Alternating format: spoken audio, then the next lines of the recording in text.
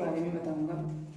बहुत से स्टूडेंट्स को टाइम और टेंस में बहुत सी प्रॉब्लम्स होती हैं, जैसे कि उनको पहचानने में कौन सा टेंस है, और स्ट्रक्चर बनाने में, और वर्ब कौन सी फॉर्म किस में लगेगी, और सब्जेक्ट सिंगुलर है प्लूरल है, सिंगुलर के साथ क्या लगेगा, प्लूरल के साथ क्या लगेगा, सिंगुलर के साथ सिंगुलर वर्ब लगेगी, प्लूरल के साथ प्लूरल वर्ब लगेगी। बहुत प्रॉब्लम्स होती हैं। तो टाइम और टेंस के बारे में बताने से पहले मैं आप लोगों को टाइम और टेंस के बीच में जो डिफरेंस है उसको बता देता हूँ। ध्यान से देखिए।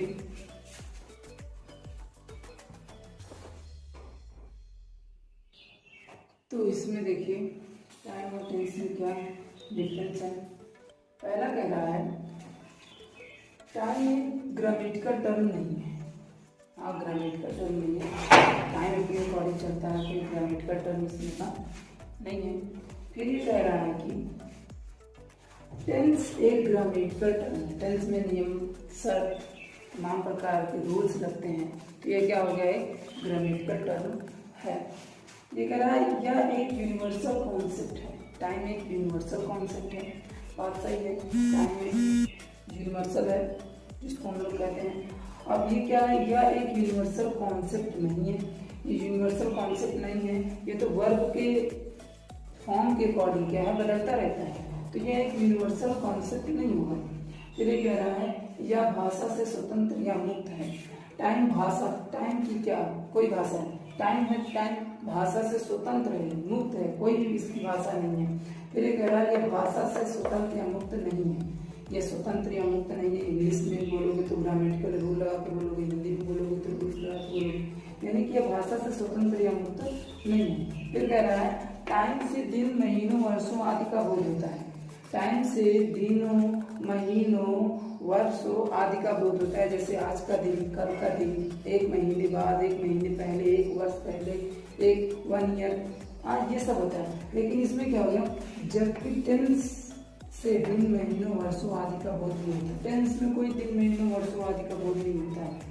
क्या टेंस है, इससे महीने दिन से क्या समय, जब हम महीने दिन टाइम को जब हम बताते हैं तो हम समय के मुताबिक बताते हैं ना, समय के अनुसार बताते हैं। तो इसी देखो टेंस की जो डिफिनीशन है, डिफिनीशन में भी कहा गया है tense changes the form of the verb to express the time of an action. ये जो चेंजेस है कार्य के समय के अनुसार, कार्य के समय के अनुसार वर्ब के रूप में जो परिवर्तन होता है, changes the form of the verb to express, जो व्यक्त करता है, जो व्यक्त करता है के रूप में जो परिवर्तन होता है उसे हम टेंस कहते हैं। यानी कि कार्य के समय के अनुसार वर्ब के रूप में जो परिवर्तन होता है, वर्ब के रूप, यानी कि कहते हैं first form, second form, third form, ये तो वर्ब के अनुसार बदलेगी। वर्ब फर्स्ट लगनी है, सेकंड लगनी है, थर्ड लगनी है, कि कब क्या लगनी है, कि वर्ब के अनुसार जो चेंजेस, जो परिवर्तन होता है उसी को हम क्या कहते हैं, टेंस कहते हैं। तो ये टाइम और टेंस में आपका डिफरेंस और ये डिफिनीशन।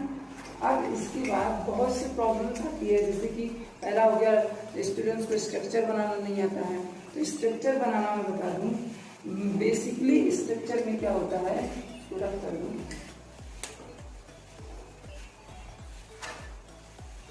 तो ये देखिए इसमें क्या होता है, टेंस, पहले बात तो जान लेते हैं टेंस। टेंस के तीन प्रकार के होते हैं, कौन कौन से, प्रेजेंट, फिर इसका दूसरा पास्ट, तीसरा इसका होता है फ्यूचर। ये सभी को मालूम है, ये सभी को मालूम है। लेकिन इस टेंस के तीनों को पढ़ने के लिए हमें क्या जरूरी होता है, बता दें। 4 पार्ट में डिवाइड होते हैं, सभी को मालूम है। पहला क्या होता है,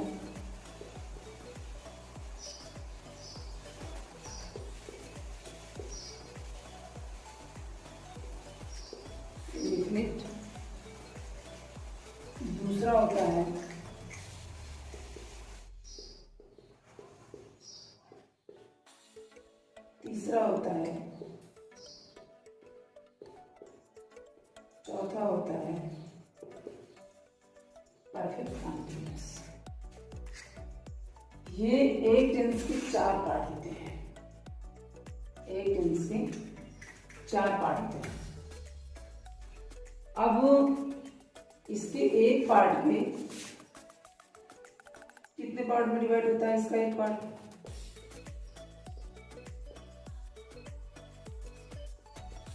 अफर्मेटिव,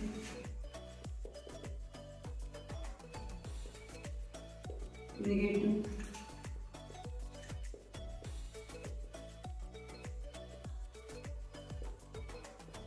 इंट्रोगेटिव। लेकिन ये जो हमारा इंट्रोगेटिव है ना, ये 2 पार्ट में चेंज होता है।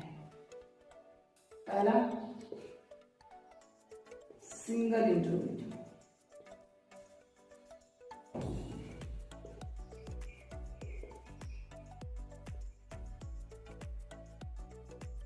Single interrogative.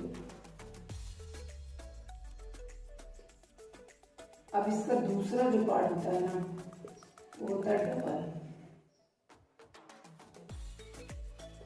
Double interrogative.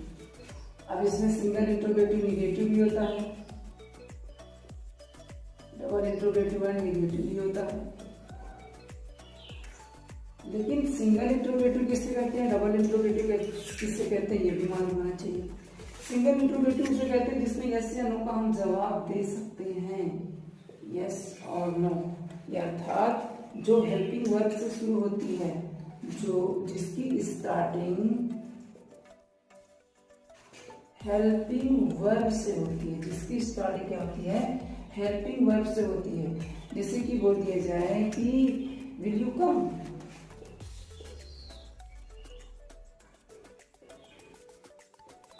Will you come, क्या तुम आओगे,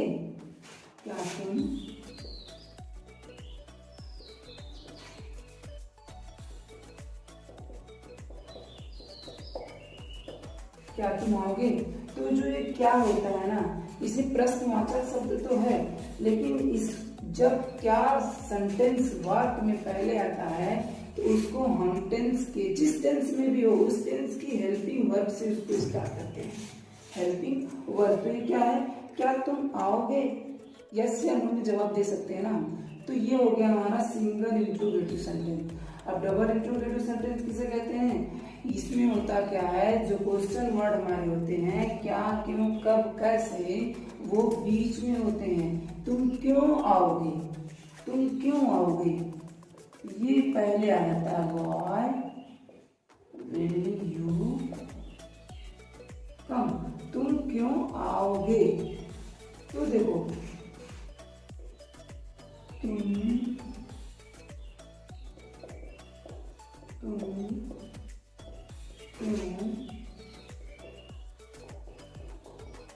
आओगे, ये क्यों जो बीच में आया तो इसको हम पहले लिखते हैं। अभी इसका पूरा डिटेल से जब पढ़ाने लगेंगे तो बताएंगे टेंस में। फिलहाल आपको इसका बेसिकली जानना है कि टेंस क्या होती है, डिफरेंस क्या होता है, उसके डिफिनीशन क्या होती है, टेंस कहते किसे हैं, टेंस के कितने टेंस होते हैं, एक टेंस से कितने पार्ट होते हैं, एक पार्ट को कितने पार्टों में डिवाइड किया जाता है, इतनी सारी जानकारियाँ। अब सबसे बड़ी बात ये होती है कि हम स्ट्रक्चर कैसे बनाया जाता है। तो आपको बिल्कुल सिंपल सी चीज़ है इस टेंस की, जो देखो हम कोई भी टेंस बोलते हैं या कुछ करते हैं तो सबसे पहले हमें उसमें क्या होता है, स्ट्रक्चर बनाना। हिंदी का स्ट्रक्चर दूसरा होता है, इसका इंग्लिश का स्ट्रक्चर दूसरा होता है। तो हमें इसका हिंदी और इंग्लिश दोनों समझना होगा। जैसे कि बोला जाए कि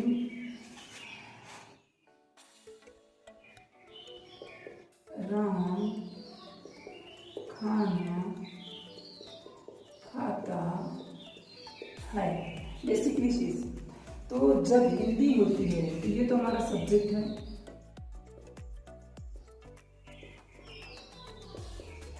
ये हमारा खाना, जिस यानी कि खाना खाता है, खाने का कार्य जिसमें का कार्य लग जाता है, जाना, उठना, बैठना, वो उसको क्या कहते हैं, वर्ब कहते हैं। ये क्या कर रहा है, खाना, जो फूड होते हैं, जो भोजन होता है वो हमारा क्या बनेगा, ऑब्जेक्ट, और खाता है, खाना है, ये क्या हो जाएगा वर्ब। जो कार्य हो रहा हो, यानी कि क्रिया जो हो रही है, जो काम हो रहा हो, उसे हम क्या कहते हैं वर्ब कहते हैं। तो हिंदी में हमारा ये स्ट्रक्चर बनता है, सब्जेक्ट ऑब्जेक्ट और वर्ब। सब्जेक्ट ऑब्जेक्ट और क्या बनता है वर्ब बनता है। तो अब हिंदी में हम देख लिए, लेकिन इंग्लिश में क्या होता है subject verb object, subject verb और ऑब्जेक्ट होता है। तो इस तरह से हमें ये ध्यान देना होगा इसमें कि इसका स्ट्रक्चर पहले सब्जेक्ट आता है, फिर वर्ब आती है, फिर ऑब्जेक्ट आती है। तो हिंदी के वाक्यों में ऑब्जेक्ट ये कॉमन होता है सब्जेक्ट, बाकी ये इधर चला जाता है, ये इधर चला आता है। इन्हीं दोनों में आपको डिफरेंस लगेगा।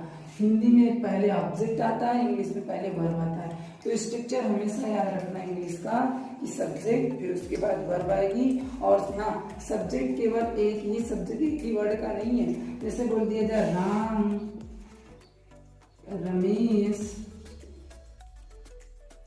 महेंद्र, कोई भी ले लो।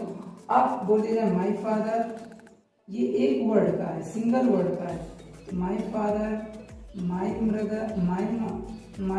Brother, my sister, your parents, ये सब क्या है डबल वर्ड के भी सब्जेक्ट होते हैं। तो सब्जेक्ट को पहचानने में हमें सब्जेक्ट की, तो सेंटेंस में सबसे पहले हमें सब्जेक्ट का काम क्या होता है, सब्जेक्ट का कार्य क्या होता है सब्जेक्ट, फिर उसके बाद ये ऑब्जेक्ट का कार्य क्या होता है, फिर उसके बाद वर्ब क्या होती है, इसमें जो जो आते हैं ये वर्ब सब क्या होते हैं,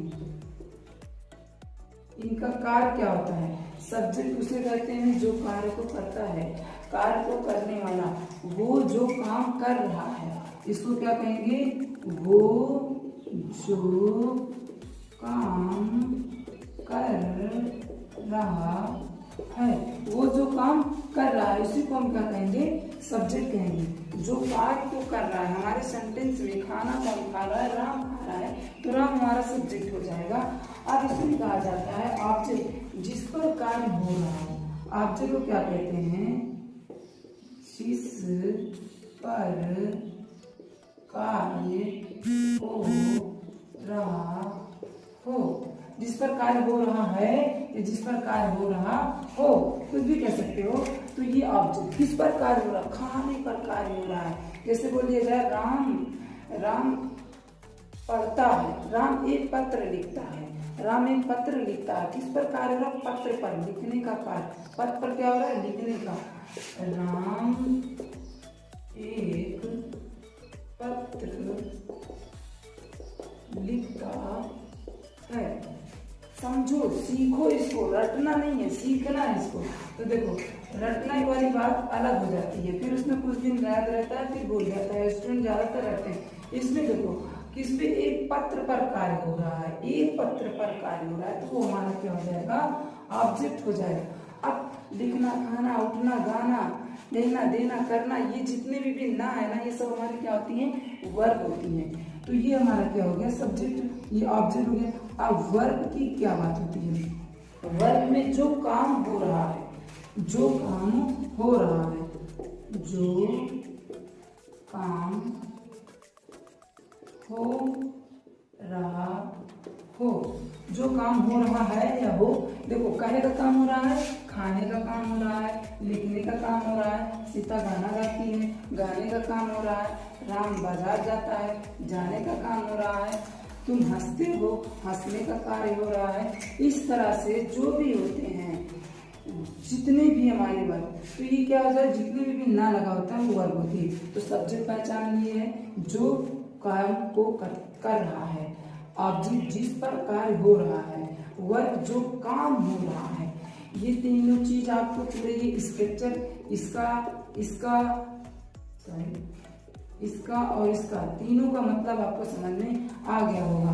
उसके बाद आती है फॉर्म, जो ये वर्ब होती है ना हमारी, ये वर्ब में 5 फॉर्म होती हैं।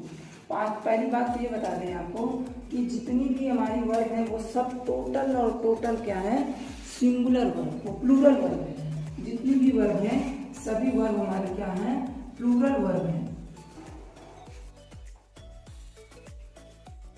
जितनी भी वर्ब है, ये जो वर्ब है ये सब हमारा क्या है, प्लूरल है। गो, कम, आना जाना, प्ले खेलना, डांस, ये जितनी भी वर्ब हैं ये सब हमारे क्या होती हैं, टेक। ये आल टोटल क्या है, प्लूरल है। इनको सिंगुलर बनाने के लिए भी क्या होता है, रूल्स होते हैं। उस रूल्स को जरा ध्यान से देखिए। जितनी भी वर्ब्स हैं सब प्लूरल्स हैं, तो इसको हम देखेंगे कि यदि वर्ब को हमें सिंगुलर बनाना है और सब्जेक्ट, ये हमारा सब्जेक्ट, तो याद रखिएगा जो नंबर होगा वही वर्ब होगी। सिंगुलर नंबर होगा तो सिंगुलर वर्ब, प्लूरल नंबर होगा सब्जेक्ट तो प्लूरल वर्ब। इसको यदि वर्ब में हम एस या ईएस लगा देते हैं तो ये हमारा बन जाता है सिंगुलर वर्ब। अगर हम इसमें एस या ईएस लगा देते हैं तो ये हमारा बन जाता है प्लूरल सब्जेक्ट। जैसे अब हमें कहना है प्ले, प्ले ये सिंगुलर है। जब हम इसमें एस जोड़ते हैं तो ये हो जाता है प्लेस। अब बोलो गो, ये सिंगुलर है। अभी बता दूंगा कैसे आया, अभी वो भी आपको डाउट क्लियर हो जाएगा। गो, अब इसमें ईएस लगा देते हैं तो ये हो जाएगा गोज। जैसे कि मान लिया जाए कि हम स्कूल जाते हैं, हम स्कूल जाते हैं, हम स्कूल जाते हैं। तो ये जो हम हैं, हम को हम क्या कहेंगे, प्लूरल सब्जेक्ट है तो वी, पहले सब्जेक्ट आएगा फिर उसके बाद वर्ब आएगी, सब्जेक्ट, फिर उसके बाद क्या आएगी, वर्ब आएगी, फिर उसके बाद क्या आएगा, ऑब्जेक्ट आएगा। ठीक है। वी वर्ब क्या है, काहे का कार्य हो रहा है, हमने बताया था ना। वर्ब वो होती है जो काम हो रहा है, जो काम हो, कौन सा काम हो रहा है, जाने का काम हो रहा है। यहाँ क्या आ जाएगा, वी गो, वी गो जाने का कार्य। तो ये जो अब ये ऑब्जेक्ट हो जाएगा, ये हमारा वर्ब हो गया टू स्कूल। अब ध्यान से देखिएगा, हम बात कर रहे हैं सिंगुलर सब्जेक्ट और सिंगुलर वर्ब। तो ये अगर यही बोल देते कि वह जाता है, वह जाता है, वह स्कूल जाता है,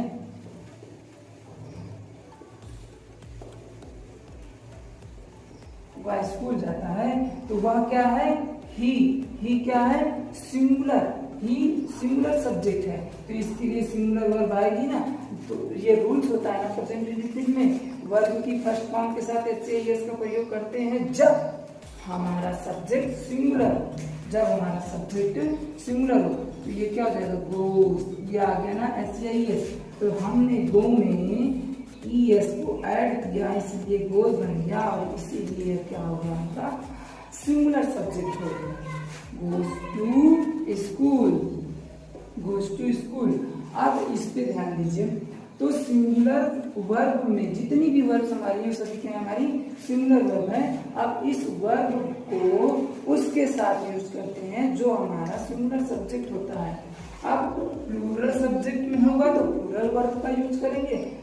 तो हमें क्या इससे मिला, जो हमारा सब्जेक्ट होगा वही हमारी वर्ब होगी। हम वर्ब में एस एस लगा देंगे सिंगुलर बन जाएगा, सब्जेक्ट में एस एस लगा देंगे तो प्लूरल बन जाएगा। जैसे बॉय, बॉय एक लड़का, बॉयज बहुत से लड़के, बहुत से लड़के। तो हम इसमें एस से एस लगा दिया, गर्ल, गर्ल, गर्ल्स एस लगा दिए, बेबी,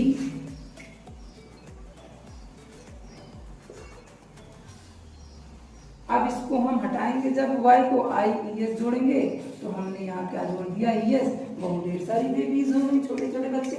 तो इसमें क्या हो गया, एस या ईएस लगा देंगे तो ये प्लूरल हो जाएगा। और इसमें SCIS लगा देंगे तो ये सिंगुलर हो जाएगा। बस बात इतनी है। अब आपको हम बता दें कि सिंगुलर सब्जेक्ट क्या होता है, प्लूरल सब्जेक्ट क्या होता है।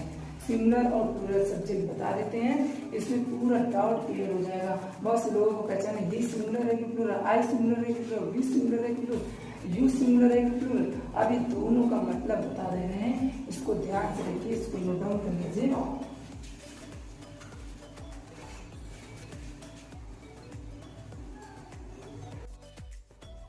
तो इसको देखिए, हम कहेंगे ग्रामेटिकल पर्सन।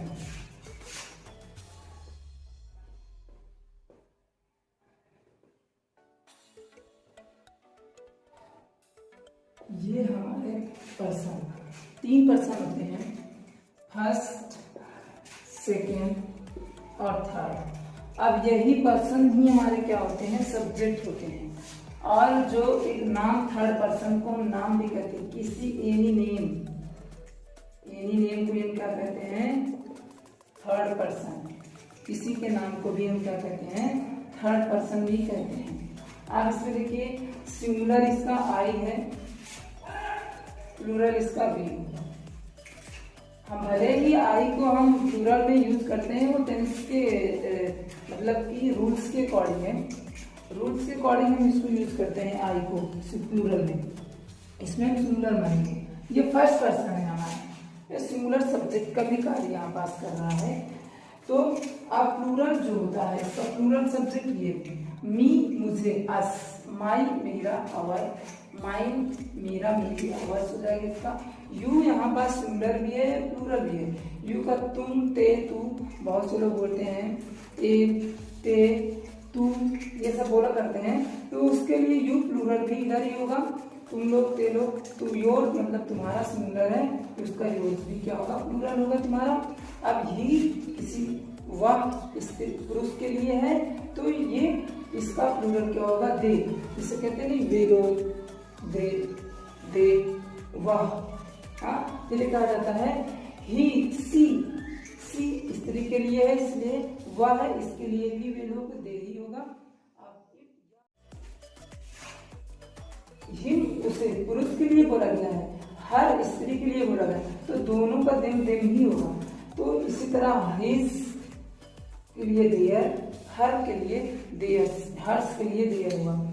एक चीज आपको बता दें, जो ये वर्ब्स होती हैं, वर्ब हमारी वर्ब की 5 फॉर्म होती है, फर्स्ट, सेकेंड, थर्ड,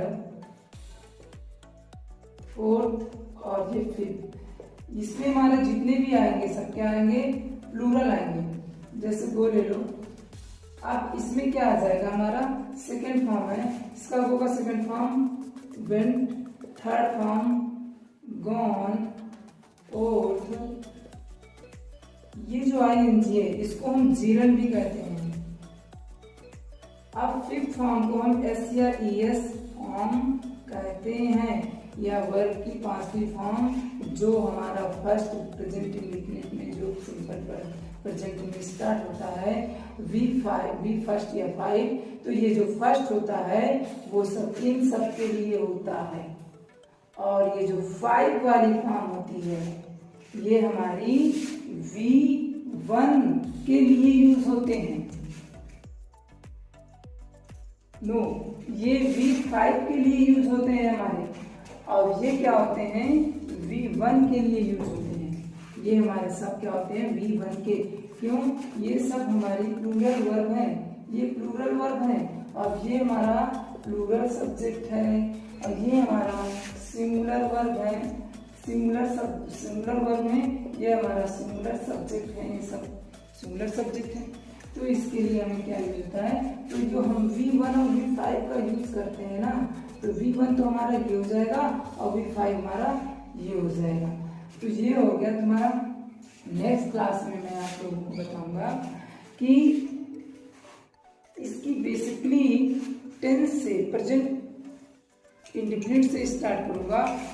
उसके पहले मैं आपको एक चार्ट दूंगा जिसमें वर्ब होती है, जो ये वर्ब से हमारी ये 500 फॉर्म है।